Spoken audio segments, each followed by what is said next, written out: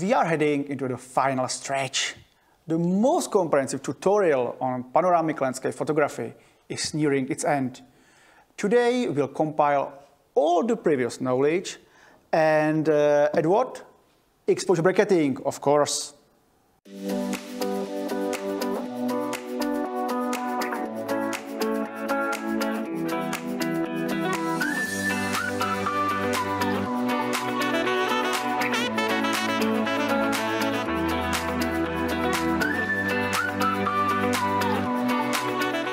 How to create a panorama with exposure bracketing? It's easy. Let's get to it. First, we'll choose the composition we'll be shooting. It might look something like this. It's our favorite spot on photo expeditions in Tuscany. Now, let's find the brightest spot in the entire composition. Where could it be? Up and to the left of the villa, within the clouds illuminated by the sun. Alright. What's next? Now we need to properly set up the exposure bracketing so that there are no overexposures around the sun in the darkest shot. The only overexposure should be directly in the sun. As we are capturing the scene directly facing the sun and it presents dynamic challenges, we'll establish a 5-step bracketing with 2 EV intervals. If the sun wasn't in the frame, standard 3 steps at 2 EV would be sufficient.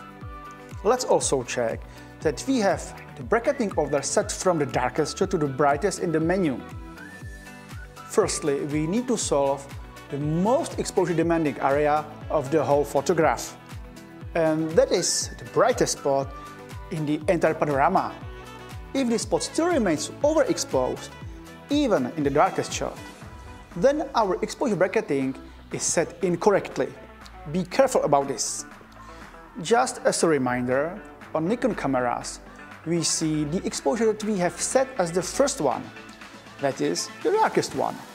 So all we need to do is have exposure simulation turned on in live view, keep the histogram display active, and adjust the shutter speed dial until all overexposures disappear except for the one in the sun.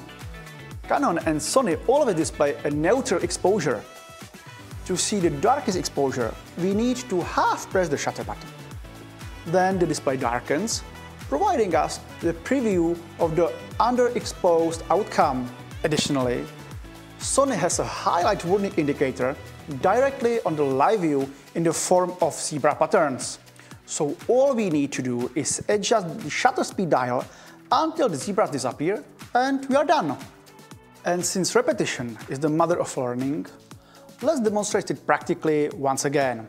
And let's head out into the field. Welcome to our favorite location, the photo spot that we really love. Look around.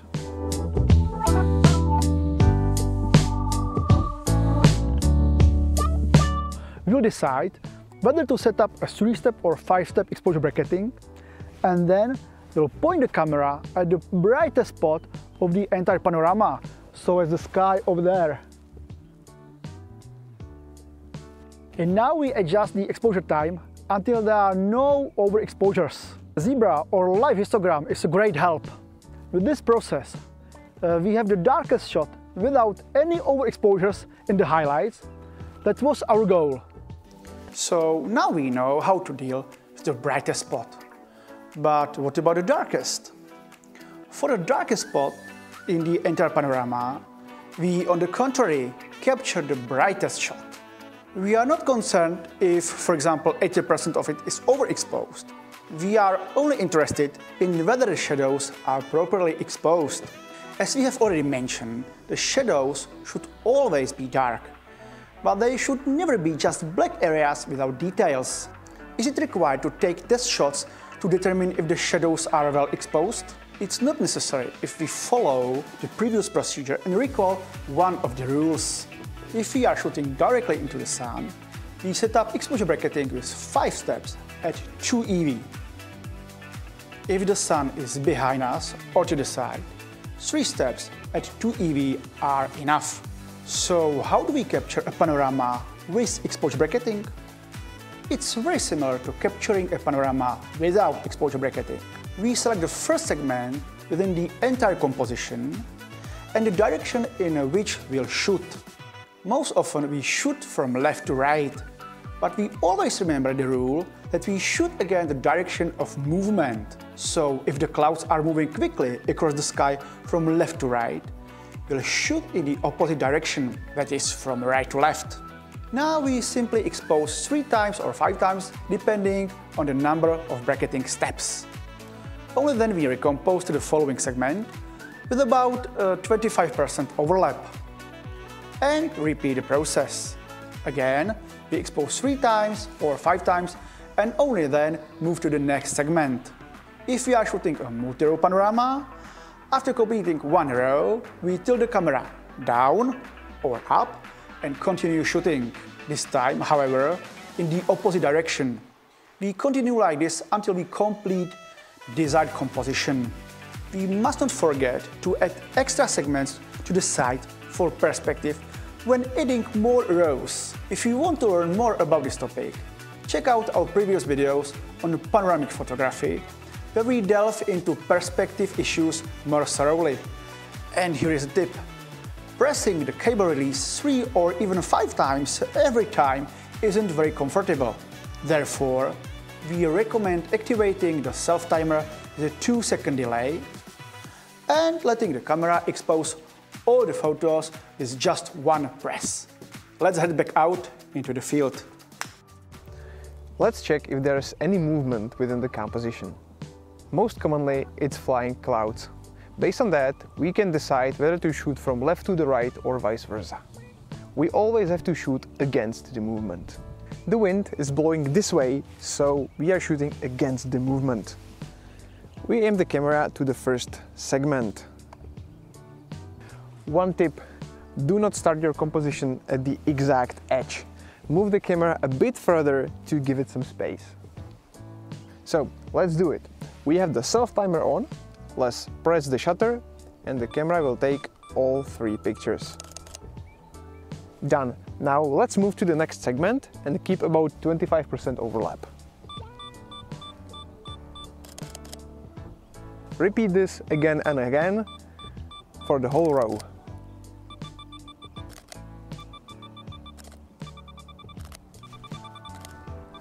We have finished the first row.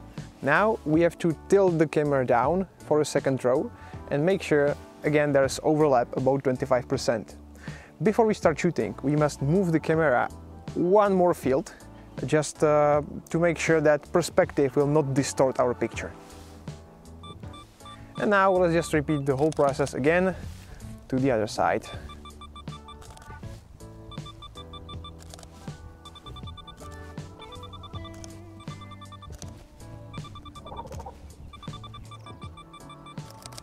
Now we have finished the second row, but we must never forget to add 1 more segment as we did at the beginning.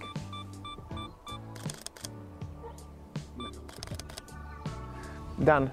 There is no more work for us to do here in the field, so let's head back to the studio. What do you think? Panorama with exposure bracketing?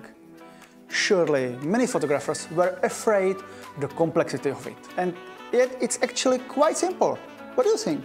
If you have gone through all the previous videos on panoramic photography and have managed everything up to now, then this is just the cherry on top for you.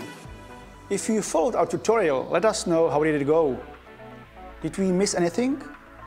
Let us know and see you in one of our next videos.